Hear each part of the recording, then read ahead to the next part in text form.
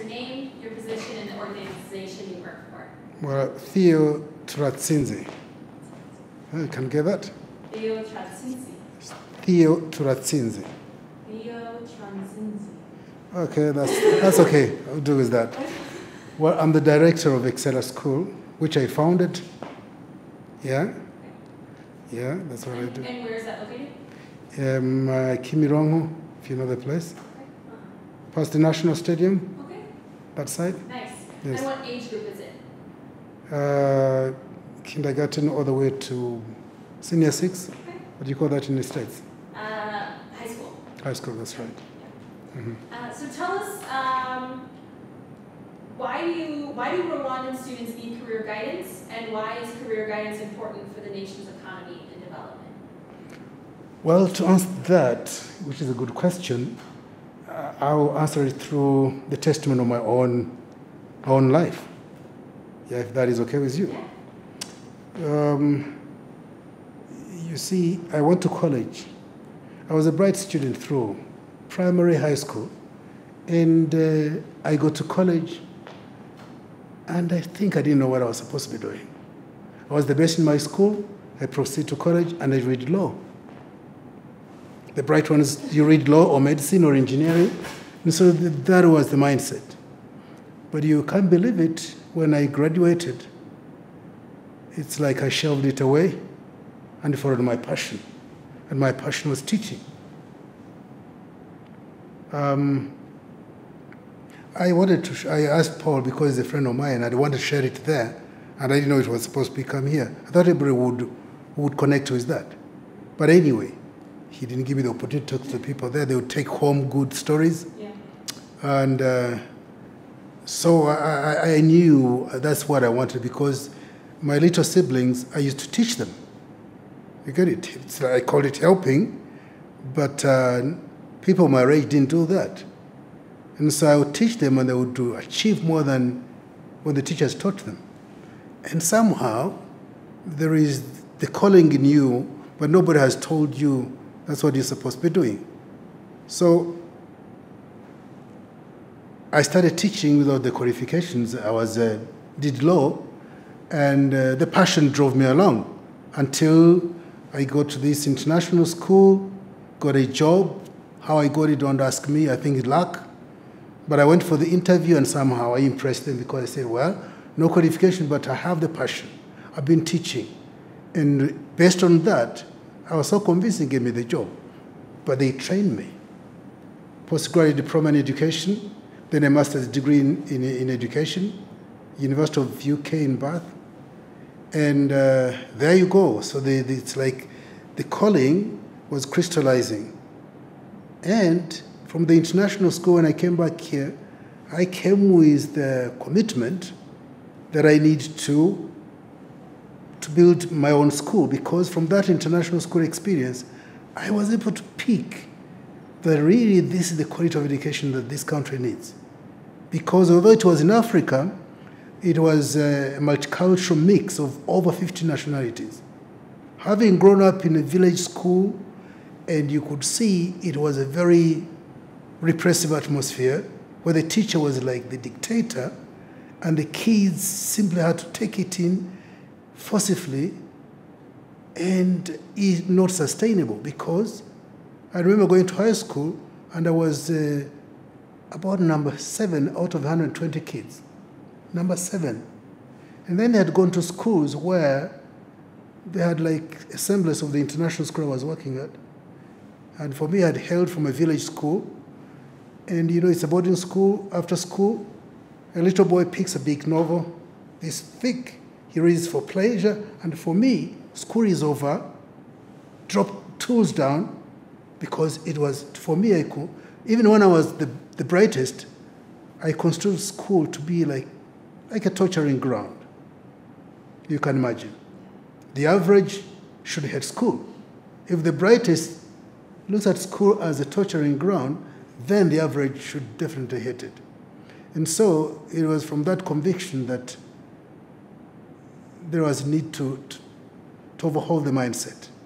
And how do you do it? You can talk, but unless you have a school where people go through it and provide the testimonies, then all is lost. And that was the genesis of Excella School, yeah? And that's my story. And it's a good story. And so, when I saw Kuder, it connected with me. Even the most brilliant student doesn't know what he wants. If you get it, you're lucky. But you see what it demonstrates is with the testing that tells you the mapping of your interest to that, which is Kuder, it's perfect. It's good. Yeah, it is good. So that's my testimony. And you could stop there. Can I ask you a couple more questions? Sure. Okay. So talk to me about the summit. Like, what did you take away? What was the biggest takeaway from today's summit? Well, literally everything there is to do with education. You get it? Because if you can discover your passion, because that's what God has created you to be, right? I imagine looking back, not blowing my own trumpet, I imagine if I had not become a teacher, because the many souls, the many people that I'm touching and blessing through what I created could not have been, you could not begin to compare.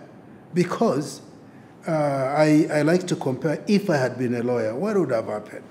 Chances are very high, because I was a bright student, I would be a successful lawyer. But successful there was a question mark, because I could well be representing people who are dirtying their businesses, yeah? People who are planning to divorce on the wrong side of the law, but because they're giving you the money, you protect them and present their arguments, knowing they hold no water. And for me, that's what Kuder is doing. Follow your passion. Because I see doctors who are supposedly successful doctors, but who are not good doctors. Because they have the qualifications, they have the experience, but those are the kind of doctors who look at a patient and say, well, you better take him home. He barely has 3 days to live.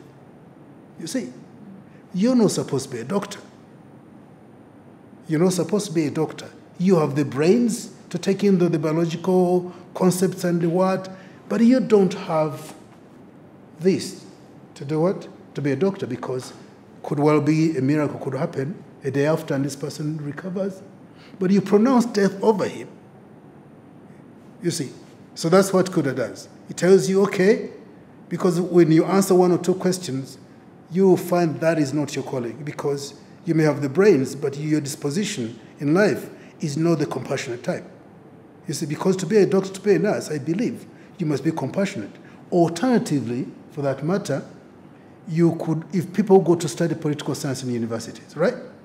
And they will make presidents who are going to, what should I use? It's like looting national treasury. So there is a mismatch. On the contrary, when you answer the question, the Kuder assessment questionnaire, then it is like mapping this onto something you're supposed to do out there, the career. That's what I take home. Yeah? I like that. Yes. Yeah. Why is it important for students to make decisions about their education and career at a young age? Say that again? Why is it important for students to make decisions about their career or their education at an early age? Why is it important? Well, sometimes it's a bit too late. You see, from my personal testimony, it could have well be too late. It's like a function of chance. If I had not gone to that international school, chances are very high, yeah, that I would not have really crystallized into what I was meant to be. Because it's like trial and error. You know, somewhere they've told me, you are not qualified, you're not allowed to teach, and I would fall back onto law and go back, and I'm miserable all my life. But if it's done early in life, then it's like, this is what you're meant to be. This is what you're meant to be, and you can't be anything else. But this is what, if you like, God has designed you, right, to be that. Why do you want to question what scientifically the tools are? This is what you have to be. You can't question it. You can question your dad, and it can overwhelm you. But a scientific tool that's been developed, you can't question it. at your own peril, yes, you could. Yeah? Mm. Okay, and the last one will be, if someone didn't know what Kuder was, Yes. how would you describe Kuder to a person that didn't know? Wow. If that person has the time, I would give him my testimony. And then I would say, here is a tool. If it had been there, it had been designed when I was alive, or maybe I knew it. It's more actually, it's even older than Rwanda, 1930 something, right? If I had known about Kuder, then my story would not be there, because I would exactly be what I am today, because I'm born a teacher. I was not born to be a lawyer, no. My grades allow me to do that, but that's not what I was designed to be. You see? Yeah. Yes. Anything else you want to tell us? Well, just to thank you. Yeah. Just to thank the whole system, the initiative, and the passion with which you're addressing this, because I can see you're as passionate about career guidance as I am about education, and one feeds into the other. Yeah, yeah, because it's about discovering passions, because most people go into education when they're not meant to be. You got it? It's like last resort. I'm told in Japan, the best brains go into education.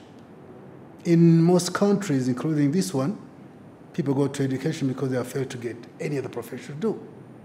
And when you do that and do the mappings, and you get a brilliant student to say, well, you are wired to do this, then it's a scientific way of saying, this is what you're wired to do. Yeah. Thank you. Thank you so much, Theo. Appreciate it. My pleasure. Great. It's mine. Thank you so much. Thank you. Thanks for coming to the summit. Thank you very much. Thank you. Very good. Thank you. You're welcome. You have a good night. Sorry? You have a good night. Good night. A good night. Yeah, same to you. Thanks. You have to push it. Oh, yeah. Every time. I forget. Oh, okay.